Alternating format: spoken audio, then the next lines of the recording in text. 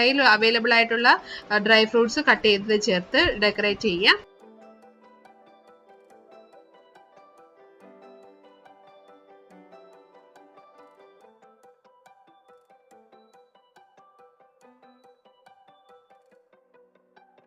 ഇപ്പോൾ നമ്മളുടെ ഈസി ആയിട്ടുള്ള നല്ല ടേസ്റ്റി ആയിട്ടുള്ള മാംഗോ മിൽക്ക് ഷേക്ക് നമ്മൾ തയ്യാറാക്കിയിരിക്കുകയാണ്.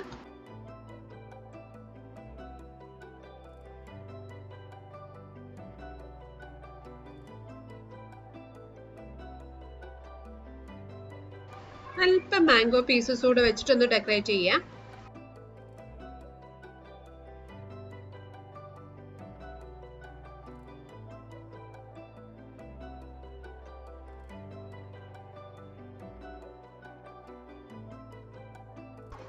ഏലക്കാപ്പൊടി ചേർക്കുന്നത് ഓപ്ഷണൽ ആണ്. അതിന്റെ ഫ്ലേവർ ഇഷ്ടമുള്ളവർക്ക് ചേർക്കാം, അല്ലെങ്കിൽ നമുക്ക് ചേർത്തില്ലെങ്കിലും